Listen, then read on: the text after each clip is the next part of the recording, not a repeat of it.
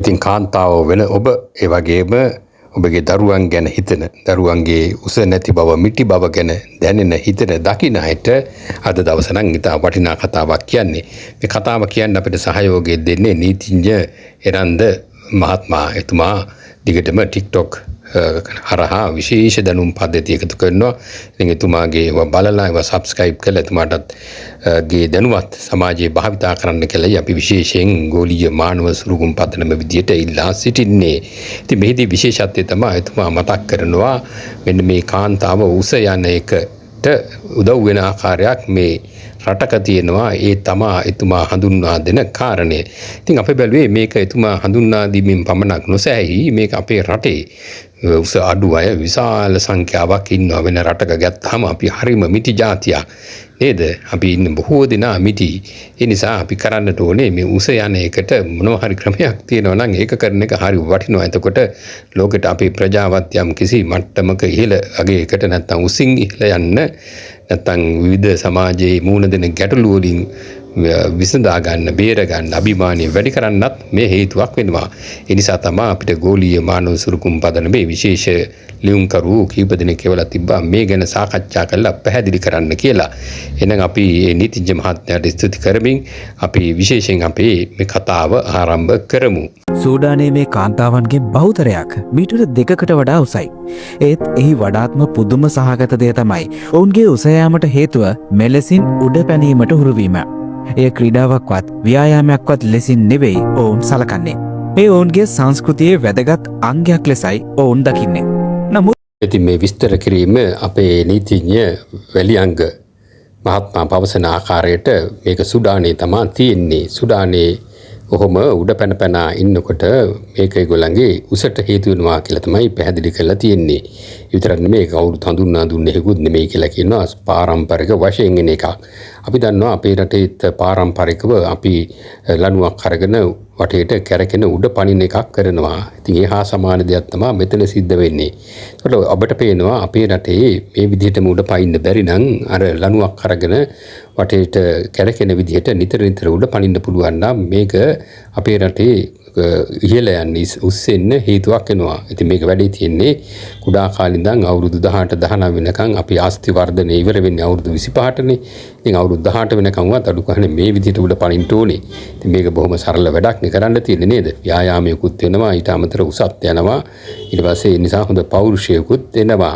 ඒ නිසා ඔන්න අද පාසල් වල අපේ රටේ පාසල් හැම දරුවෙක්ම මේක පුරුදු වුණා නම් දවසට 3-4 පාර මේක කරා නම් අනිවාර්යයෙන්ම අපේ රටේ තව අවුරුදු 10ක් යනකොට උස අය තමයි දකින්න හම්බ වෙන්නේ.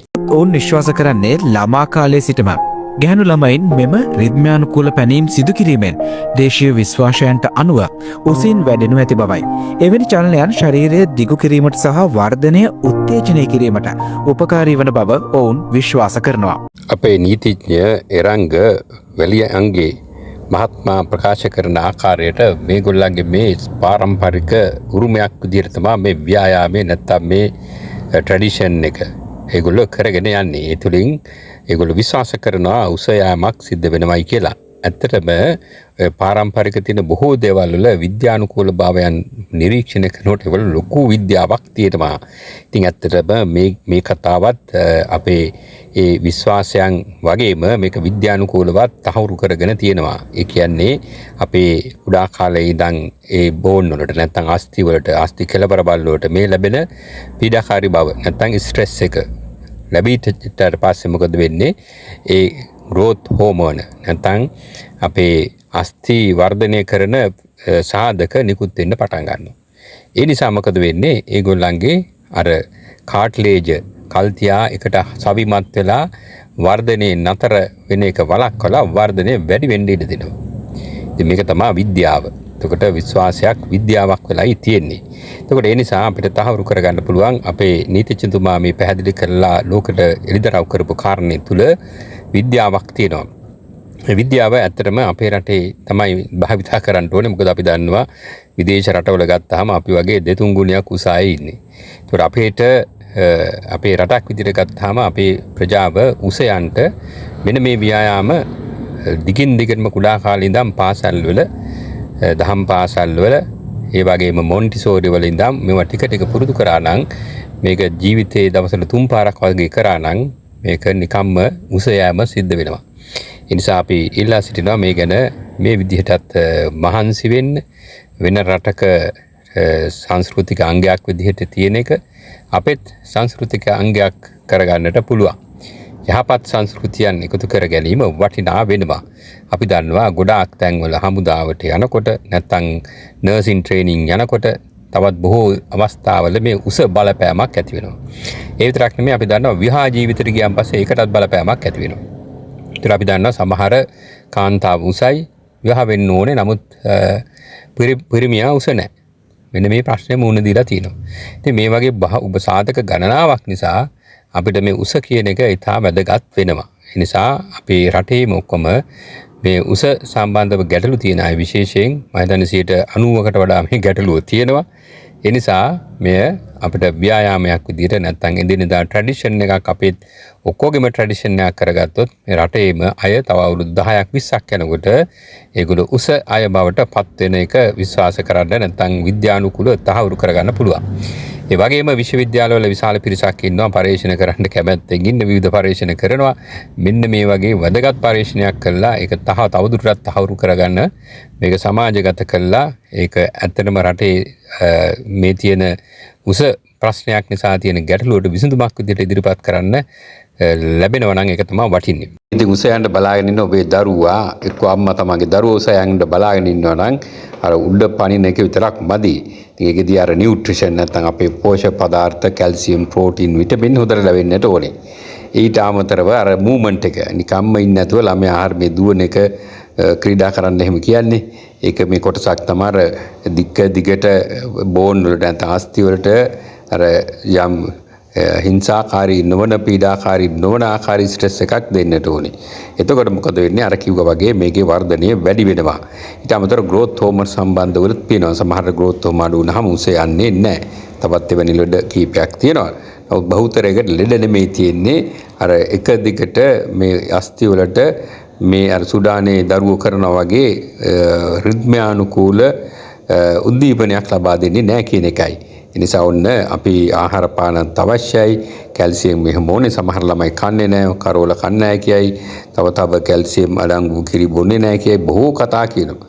ඉතින් ඒගොල්ලෝ දෙමව්පියෝ මේ අවුරුදු 25 වෙනකන් කුඩා කාලේ ඉඳන් ළමයිට ආහාර පාන හරියට දෙන්න ඕනේ. ගොඩාක් කන්නේ නැතුණාට දැනගන්න ඕනේ අවශ්‍ය නියුට්‍රිෂන් තියෙනවා වැඩිපුර දෙන්න. මොකද හැදෙන කාලේ හැදුනට පස්සේ ඊට පස්සේ කොච්චර කල් ඒවා දුන්නත් වැඩක් වන්නේ නැහැ. ගහක් හැදෙනකොටත් ගහට නියුට්‍රිෂන් නැත්නම් ඒකට පොහොර අවශ්‍ය වෙලාවට ලැබුණේ නැත්නම් මොකද වෙන්නේ? වර්ධනය බාල වෙනවා. අන්න ඒ වගේ තමයි අස්ථි වර්ධනයටත් වඩාත් අර ව්‍යායාම පමණක් නෙවෙයි අර මේ වගේ අවශ්‍ය පෝෂක පදාර්ථත් ඕන වෙනවා. දැන් ඔය ඉරු එළිය සුඩානියායේ ඉරු එළියට වෙලා තමයි මේ ව්‍යායාමයේ යෙදෙන්නේ. එතකොට මොකද වෙන්නේ? ඉරු එළිය නිසා විටමින් D අපේ ඇති වෙනවා නිෂ්පාදනය වෙනවා. ඉතින් විටමින් D ඇති වෙනකොට මොකද වෙන්නේ?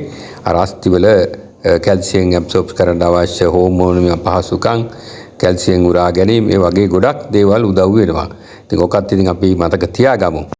ඔවුන් මෙම අභ්‍යාස සෑම දිනකම සිදු කරන අතර එහි ප්‍රතිඵලද විද්‍යානුකූලව නැතත් භෞතිකව දැකීමට පුළුවන් වෙනවා. මේ සම්ප්‍රදායට ස්තුතිවන්ත වන්නට ඔවුන්ගෙන් සමහරක් ප්‍රසිද්ධ නිරූපිකාවන් බවට පත්ව තිබෙනවා. බැලූ බැල්මට මේ සම්ප්‍රදාය 아무තු දෙයක් වගේ පෙනුනත් එය පරම්පරා ගණනාවක් තිස්සේ සම්ප්‍රේෂණය වී ඇති අතර තවමත් එය ඔවුන්ගේ සංස්කෘතිය තුළ ගිලා බැස පවතිනවා.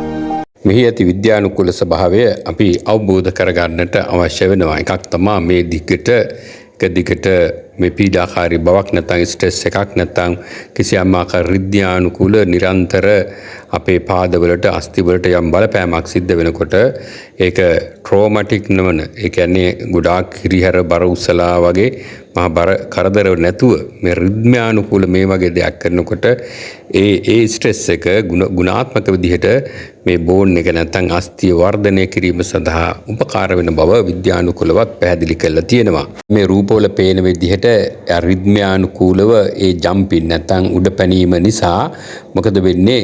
මේ ජොයින්ට් වලට සහ අස්ථි වලට උද්දීපනයක් ඇති කරනවා. ඒ නිසා මොකද වෙන්නේ? මේ කාට්ලේජ් එකේ තියෙන කොන්ඩ්‍රොසයිට් කියලා සෛල ඒවා growth වෙන්න නැත්නම් වැඩි වෙන්න පටන් ගන්නවා. එතකොට ප්ලේට් එක කියලා තියෙනවා එතන අස්තිය සහ කාට්ලේජ් අතර ඒ ප්ලේට් එක වර්ධනය වෙනවා. අන්න එතකොට තමයි අර උස යන්න බලපාන්නේ. එතකොට ඒ විතරක් නෙමේ මේකේ අර කැල්සියම් තැම්පත් වෙන්න මේ අස්තිය සහ යාවට ග්‍රෝත් හෝමෝන හරි විදිහට ගමන් කරන්නට ඊට අමතරව IGF කියන නැත්නම් growth hormone factor සාධකයේ එක කියන එක වැඩි වෙන්න එකතු වෙන්න මෙන්න මේ විද්‍යානුකූල උස පැනීම නැත්නම් අර පැනීම හේතුවක් වෙනවා.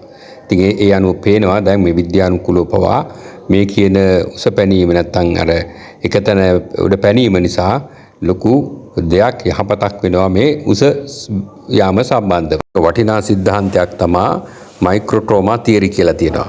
ඒ කියන්නේ එක දිගට අඛණ්ඩව කාලයක් තිස්සේ ඉතා කුඩා පීඩන යටතේ මේ ඇති කරන රිද්මානුකූල චලන නිසා මොකද වෙන්නේ කුඩා ආකාරයේ ඒ ස්ථානවලට යම් තුවාල කියලා කියන්නේ තුවාල කිව්වොත් සමහරු බය වෙනවා.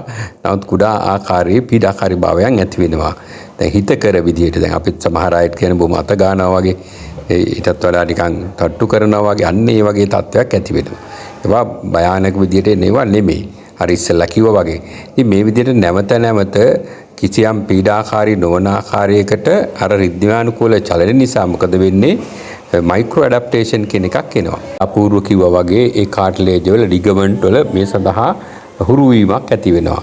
ඒ විතරක් නෙමෙයි මේ අර වර්ධක තැටි තියෙනවනේ ඒ වලට ස්ටිමුලේෂන් එක නිතර එන හින්දා ඒවා කල්තියා අර ඒ වල growth එක අවසන් කරන නැත්නම් අපි කියනවා early closure කියලා ඒක නවතිනවා. නැත්නම් delayed closure වෙනවා කියන්නේ. ඒ කියන්නේ ඒ ප්ලේට් එක තව ඉදිරියට වර්ධනය වෙන්න ඉඩ දීලා ඒක පවත්වාගෙන යන්න මේ රිද්මානුකූල චලන වෙනවා. ඉතින් කාලයත් එක්ක මෙහෙ වෙනකොට මොකද වෙන්නේ? අර ප්‍රොමෝට් වෙනවා නැත්නම් එක දිගට ඉදිරියට නැත්නම් උස් අතට දිග වැඩි වෙන්න මෙම රිද්මානුකූල චලිත හේතු වෙනවා. හැබැයි මේක බලා ගන්න ඕනේ පරිස්සම් වෙන්න ඕනේ තමයි එක දිගට අඛණ්ඩව බොහොම මහන්සි වෙලා මේ කරන වේදනාකාරීව කරන්නේ නැතුව බොහොම සිවුම්ම කරන්න ඕනේ. එහෙම නොවුනොත් අර කියන අපේ ප්‍රයෝජනය ලබා ගන්නට හම්බ වෙන්නේ නැහැ. එන නැවත වතාවක් කෙටියෙන් අදහස් කරගන්න මේ වගේ අපේ කුඩා ළමා වියේ ඉඳන්ම මේක පටන් ගන්න ඕනේ. එහෙම පටන්ගෙන මේ විදිහට රිද්මානුකූල දේවල් කරොත් අර අපිට මෙකැනිකල් ස්ටිමුලේෂන් එක නැත්නම් යාන්ත්‍රික අපි කරන උද්දීපනය නිසා මොකද වෙන්නේ මේක මෙකැනිකල් ලෝඩ් එක නිසා අපේ ඉස්සලා කිව්වා වගේ growth hormone circulation එක වැඩි කරලා IGF-1 කියන උද්දීපක කාර්යයක මගින් බෝන් එක රීමොඩලින් නැත්නම් තියෙන එකට වඩා යම් දුරකට වෙනස් කරගෙන මේ උස යෑමේ තත්ත්වය ඇති කර ගන්නට පුළුවන්. ඉතින් ඒකට අර ඉස්සලා කිව්වා මතක තියාගන්න ඕනේ මේක ජාන සාධකත් සමහර අයට බලපානවා. ඊට අමතරව ගන්න ඖෂධ නියුට්‍රිෂන් ප්‍රමාණය ඒ වගේ කරන ව්‍යායාමයේ අර වැඩි තද නොවි රිද්මානුකූල වෙන්නට ඕනේ. ඉතින් ඔන්න මේ කාරණා ටික ඔබ මතක තියාගෙන විතරක් මදි. අපි දකිනවා අපේ රටේ වෙන රටවල් ගත්තාම උස ගතිය අඩු අය විශාල සංඛ්‍යාවක් ඉන්නවා. එතකොට ඒගොල්ලන්ගේ මේ උස වැඩි කරගන්නට මේ ක්‍රමය අපිට උපයෝගී කරගන්නට පුළුවන් බව ඉතා ගැඹුරෙන් මේ විද්‍යානුකූල පවා ඒ කාරණා පවා සොයාගෙන තියෙන නිසා ඒ ගැන අපේ රටේ ලක්ෂ 3ක් ගුරුවරු ඒ වගේ මේ සඳහා ඉන්න බලධාරී අය මේ ක්‍රමය පාසල් ළමයිට හඳුන්වා දීලා විතරක් නෙමෙයි කුඩා ළමයිට දහම් පාසල් වල එතකොට තවත් විවිධ ස්ථානවලදී හඳුන්වලා දීලා මේ ක්‍රමය ඒ පවුල් වල උස අඩු අය ඉන්නවා නම් විශේෂයෙන් අපේ රටේ ගත්තාම වෙන රටවල් ගත්තාම ඔක්කොම වගේ උස අඩුයි තමයි. ඒ නිසා හැම දිනාටම 98කට වඩා මේක 90කට පමණ දිනාට මේක ගැළපෙන නිසා මෙය අපි සියල්ලම කිසියම් ආකාරයක කුඩා ළමයින්ට පොඩි කාලේ ඉඳන් පුරුදු කරන එක හොඳයි කියන එකයි මතක තියාගන්නට ඕනේ. හොඳයි එහෙනම් අපි අද සාකච්ඡාව අවසන් කරමු. මේ තුලින් ඔබ වටිනා දේවල් අරගන්නවා විතරක් නෙමෙයි මෙය සබ්ස්ක්‍රයිබ් කරලා අනිත් අයටත් පවසලා මේක යම් ආකාරයකට ප්‍රායෝගිකව එදිනදා ගන්න පුළුවන් ආකාරයකට කටයුතු කරන්න කියලත් ඒ සඳහා තවත් උපදෙස් තියෙනවා. ඒක සඳහා අපි ඉන්නවා විශේෂ වෛද්‍යවරු. ඒ වගේම ඒගොල්ලන්ගෙන උපදෙස් අරගෙන මේ ඉතා ගුණාත්මක විදිහට පාසල් වල අනිත් ආයතන වල කරන්න කටයුතු කරන ලෙස ඉල්ලමු. ඒ වගේම අපේ මේ සම්බන්ධ උනන්දු වෙලා කතා කරපු අපේ නීතිඥතුමාටත් බෙහෙවින් අපි ස්තුතිවන්ත කරන අතර එනම් ගෝලීය මානව සුරුකුම් පදනමේ මනෝවිද්‍යාව වගේම සෞඛ්‍ය ගැනත් කතා කරන ඔබේ ඒ සෞඛ්‍ය තව බොහෝ දේවල් කතා කරන අපේ දැනුම සඳහා එනම් ඔබේ තියෙන ගැටලුවත් අපි වෙත යොමු කරන්න. එහෙනම් අද දවසක අලුත් වැඩසටහනින් ඔබ හැම විටම ඔබට ජයග්‍රහණී දවසක් වේවා.